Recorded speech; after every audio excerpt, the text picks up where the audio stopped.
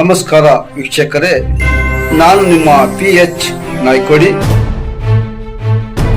ವಿಜಯಪುರ ಜಿಲ್ಲೆಯ ನಾಗಠಾಣ ಮತಕ್ಷೇತ್ರಕ್ಕೆ ಒಳಪಡುವ ward number 12ರಲ್ಲಿ ಮೂಲಭೂತ ಸೌಲಭ್ಯಗಳ ಕೊರತೆ ತೀವ್ರವಾಗಿ ಕಂಡುಬರುತ್ತಿದೆ. ವಾರ್ಡ್ನ ಪ್ರತಿಯೊಂದು ಕಡೆಯಲ್ಲೂ ಇರುವ ಅನೇಕ ವಿದ್ಯುತ್ ಕಂಬಗಳಿಗೆ ಬೀದಿ ದೀಪಗಳಿಲ್ಲ.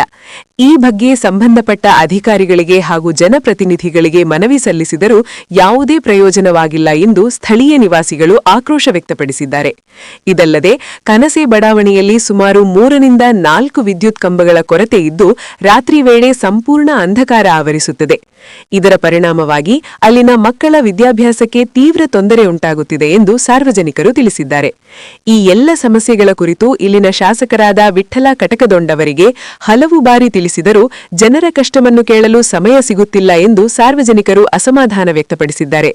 ಈ ಸಂದರ್ಭದಲ್ಲಿ ವಾರ್ಡ್ ನಂಬರ್ 12ರ ಸಮಾಜ ಸೇವಕರಾದ ಶಿವು ಕೋಳಿಯವರು ಜನರ ಸಮಸ್ಯೆಗಳ ಪರಿಹಾರಕ್ಕಾಗಿ ನಾವು ಸದಾ ಜನರ ಜೊತೆಯಲ್ಲಿದ್ದೇವೆ.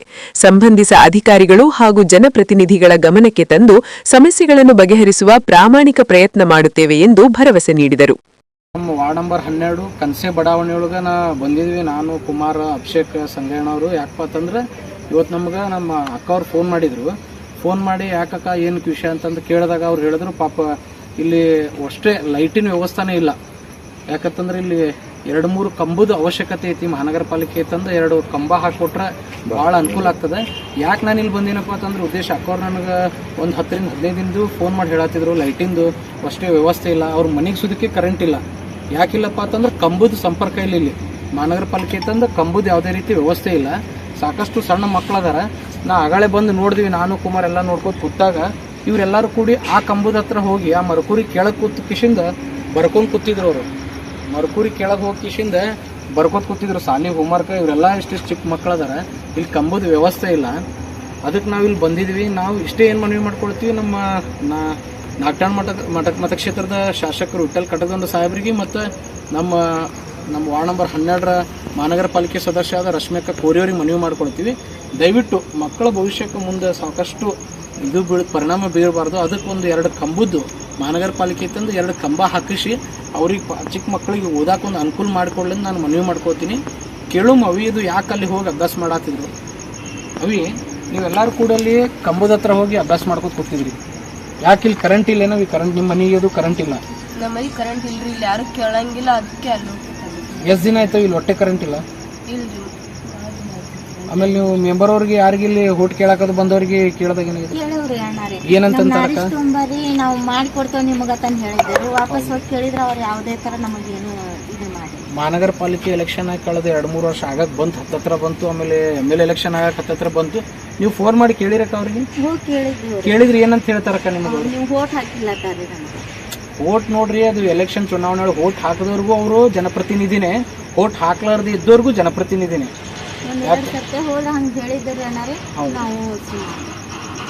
ಈಗಾಗಲೇ ನಾನು ಅವರು ಎಲ್ಲ ಜನಪ್ರತಿನಿಧಿಗಳು ಗಮನಕ್ಕೂ ತರ್ತೀನಿ, ಮಾಡಿಸ್ಕೊಡ್ತೀನಿ. ಅವಿ ನಿಮ್ಗೆ ಈಗ ಲೈಟ್ ಇಲ್ಲ ಅಂತಂದ್ರೆ ಭಾಳ ಕಷ್ಟ ಆಗ್ತದೆ. ನಿಮ್ಮ ಶಾಲೆಯೊಳಗೆ ಹೋಮ್ವರ್ಕ್ ಕೊಟ್ಟಿರ್ತಾರ? ಹೌದ್ರಿ, ಅದಕ್ಕೆ ಹೋಮ್ವರ್ಕ್ ಅಂತೂ ಭಾಳ ಇರ್ತದ್ರಿ. ಕಾಲೇಜ್ ಅಂದ್ರೆ ಜಾಸ್ತಿ ಇರ್ತದ್ರಿ, ಅದಕ್ಕೆ ಅಲ್ಲೇ ಹೋಗ್ತಿರ್ತೀವಿ. ಹೌದೌದು. ಯಾಕಪ್ಪ ಅಂತಂದ್ರೆ ನಾವು ನೋಡ್ರಿ ಮೊದಲು ಒಂದು ಟೈಮ್ನಾಗ ನಾವು ಚಿಮ್ನಿ ಒಳಗೆ ಕೂತೆ ನಾವು ಎಲ್ಲರೂ ಅಭ್ಯಾಸ ಮಾಡಿವಿ ಆದಷ್ಟು. ಆಮೇಲೆ ಬಂದಂಗೆ ನಮ್ಮ ಕಡೆನೂ ಎಲ್ಲ ಸವಲತ್ತು ಆಗ್ಯದ. ಈಗ ಸರ್ಕಾರದಿಂದ ಸಾಕಷ್ಟು ಸವಲತ್ತು ಅದ. ಆಮೇಲೆ ಈಗ ಶಿಕ್ಷಣ ಅನ್ನೋದು ಎಲ್ಲರಿಗೂ ಭಾಳ ಮಹತ್ವ. ಅದಕ್ಕೆ ನಾವು ಜನಪ್ರತಿನಿಧಿಗಳು ಗಮನಕ್ಕೆ ತರ್ತೀವಿ ರೀ, ಆದಷ್ಟು ಇಲ್ಲಿ ಅನುಕೂಲ ಮಾಡಿಕೊಡ್ತೀವಿ ರೀ. ಅವಿ ನೀವು ಇದು ಬಡಾವಣೆ ಹೆಸರು?